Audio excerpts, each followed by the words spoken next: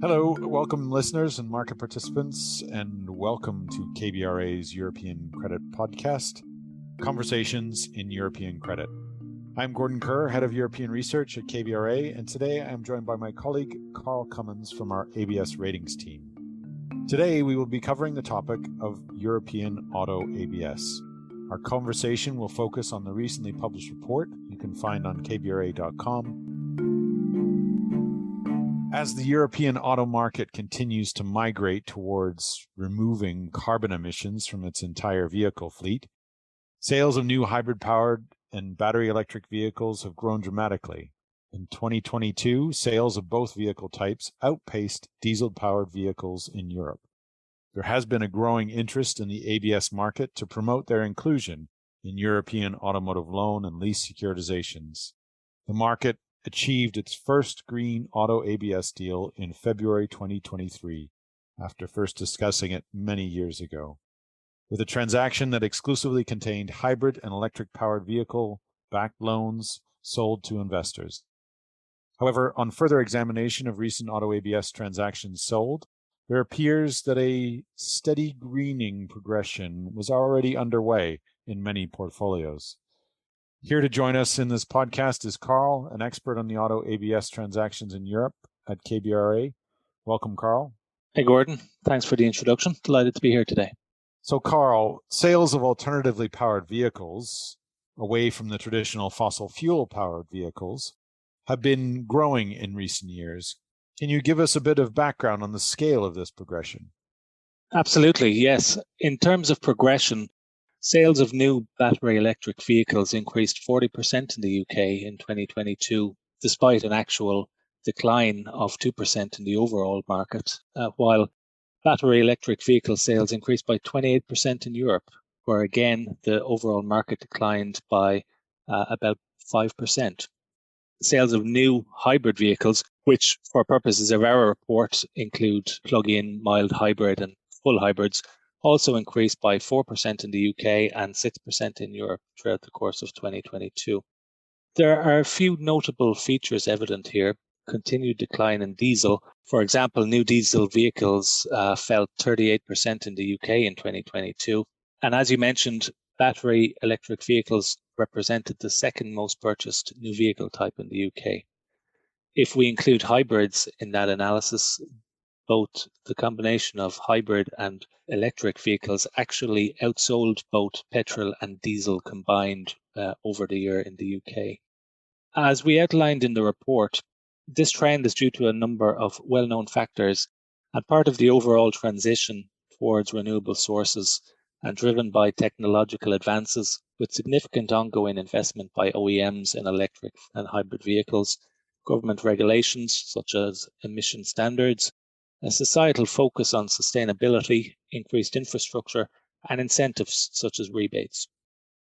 What we've seen in 2022 based on 11.3 million new passenger cars that were sold in the market is that combined sales for battery and hybrid vehicles outpaced petrol and diesel purchases. However, the pace and penetration is uneven across countries.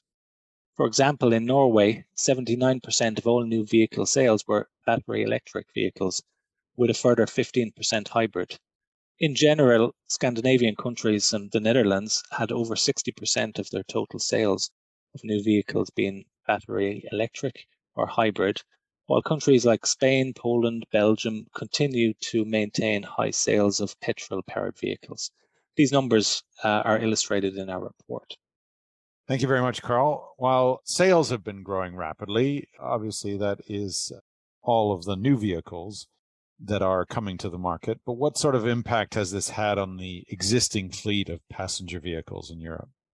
Well, Gordon, it's not surprising that the overall fleet remains heavily dominated by petrol and diesel-powered vehicles, despite the recent growth in new sales of these alternatively powered vehicles, and that European countries with a head start in converting their existing vehicular fleets over to lower CO2 emission alternatives are the same countries with continuing high sales of electric and hybrid vehicles. As outlined in the report, Norway has already converted over 25% of its entire passenger vehicle fleet to hybrid or electric, although That does remain an outlier, with the average portion being below 5% across the European Union. We do expect this to change rapidly based on the current adoption rates by consumers of new electric and hybrid vehicles across the continent, which is supported by investment by manufacturers in producing new electric and hybrid models, government regulations, economic incentives, cultural preferences as part of the overall energy transition. That being said, challenges still remain given the predominance of petrol and diesel in the existing fleet, and these include a still higher upfront conversion cost for alternative fueled vehicles, as well as the necessary infrastructure development that is ongoing and needed to support the vehicle propulsion type, and varying range limits and psychological range fear that some consumers may initially have. Great. So, as you mentioned there, a big driver of this change has not only been driven by individuals like Elon Musk, but governments around Europe. We've highlighted in past podcasts and a number of ESG research pieces that the European regulations are developing and pushing hard on a green agenda. With regards to the auto space, what are the latest developments on these changes? Yes, a large driver of that conversion, as you say, is both interest from consumers as well as the regulatory backdrop, which has persuaded auto manufacturers to amend their production to favour alternative powered models. In the EU, there has been a progressive tightening of tailpipe emission regulations. These standards have been progressively implemented, with the latest proposal being Euro 7 standard to address non-exhaust particle emissions from components such as tyres and brakes. The goal of the Euro 7 standard is to further limit tailpipe emissions and to introduce more rigorous real-life road testing requirements to meet new reduction targets for carbon dioxide, nitrogen oxides, and others. Other regulations impacting Europe's auto manufacturing sector are found under the European Green Deal Industrial Plan and the wider Green Deal framework to target a net zero passenger vehicle fleet. In March 2023, the UK government launched a consultation on a zero-emission vehicle mandate and carbon dioxide emission regulations for new vehicles. The UK has committed to end new sales of petrol and diesel-powered cars and vans by 2030, and for all new cars and vans to have no tailpipe emissions by 2035. Those are ambitious targets. Now, let's turn our attention to the financing of this change. So many of our listeners may not be aware of the securitization market's role in funding auto loans and leases. Can you, first of all, before we dig a little deeper, give us a quick background on how this works? Absolutely, yes. Auto ABS is one of the most common collateral types that is securitized across Europe in public and private securitizations. Residential mortgages is another significant asset class within the space. The collateral can be divided into auto loans, that is, loans to consumers to help finance the acquisition of a new or used vehicle, and auto leases, that is, consumers or commercial entities lease a new or used vehicle for a defined period of time and typically are required to return the vehicle to the lease provider at lease maturity. And the third element is dealer floor plan, which is a much smaller component that is providing financing to dealers for the fleet that they have to sell. Typically, the collateral is sold to a special purpose entity who issues notes or loans to finance the purchase of that collateral, and repayment of the notes or loans will be from the cash flows generated from the underlying collateral. The originators fall into different categories: large manufacturers who provide financing at point of sale, be it auto loans or auto leases, financial institutions, and specialist lenders or lease providers. Pools are typically highly granular, and many of the public issuances are from repeat issuers who are able to diversify their financing from the capital markets through securitization. Thank you very much for that, Karl. That was very useful and interesting. Now, what has been happening with regards to the loans and leases for hybrid and battery electric vehicles? Yes, Gordon. The European securitization market produced its first fully hybrid transaction, Roma, Italy, which closed in February 2023, which was backed by over 28,000 auto loans on hybrid electric vehicles originated by Toyota Financial Services in Italy. That was seen as a landmark transaction, being the first fully green auto securitization issued in the market. That's not to say there are no loans or leases on hybrid or electric vehicles in other pools that have been securitized. In fact, the market has seen a gradual greening of European auto ABS over the last number of years. As we've outlined in the report, the average percentage of electric and hybrid vehicles in European auto ABS stood at 14.4% in 2022 and 21.9% in 2023, as both new vehicle sales and a growing fleet of used electric and hybrid vehicles provide collateral for transactions. There are many factors that can contribute to the proportion of auto leases and loans backed by hybrid and electric-powered vehicles in new securitizations. For example, when looking at the underlying portfolio characteristics, we observed that low levels of alternative-powered vehicles in some transactions can be the result of the number of used vehicles in the collateral pool. As the vehicle fleet continues to green, it can be expected that rising numbers of alternative-powered vehicles will find their way into European auto ABS transactions. Further, the vehicle type can vary within many securitizations, with some containing meaningful proportions of commercial vehicles and leisure vehicles alongside passenger vehicles.